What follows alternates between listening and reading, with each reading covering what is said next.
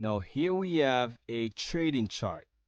And as you can see, Forex trading is really trading price over time. And we use pips to calculate our profits. And what a pip is really just a very small measure of change in a currency pair in the Forex market. So here we have a pip.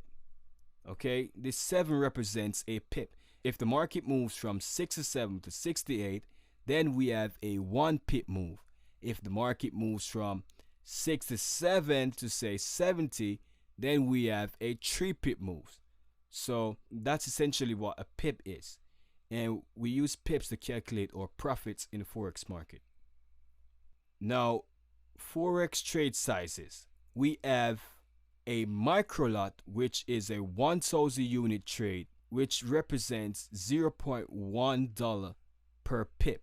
We also have a mini lot, which is a 10,000 unit trade, and this represents $1 per pip. We also have a standard lot, which is a 100,000 unit trade and represents $10 per pip.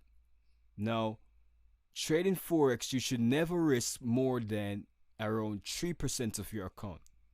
Okay, some traders may risk 4%, but you should never risk more than around 3 to 4% of your account on any given trade. So if you're trading, say, $500, you should not be trading a standard lot. If you're trading $500, you should not be trading a standard lot because then you're risking too much. Now, the reason why Forex trading is so lucrative is because of leverage. So, for example, if you invested $1,000 in the stock market, you bought 10 shares, and the market moves 1 point, your profit would be a 1% profit. But if you had invested that $1,000 in the Forex market and the market moved 1 point, which is essentially 100 pips, then your profit would have been $1,000. That is a 100% return. This is why Forex trading is so lucrative, because you can literally risk a small amount and gain a large amount of money. Now, when you enter a trade by buying, you have to exit by selling. And when you enter a trade by selling, you have to exit by buying. Now, this is done automatically. So whenever you take a trade, whenever you place a trade, say, for example, you buy the Euro USD, when you choose to close that trade or whenever you choose to take your profit, the market will automatically do the opposite and sell to get you out of that trade.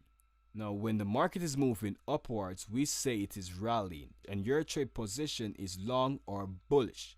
When the market is falling, your trade position is short or bearish. Now, 95% of traders are losers. And the reason for this is lack of education.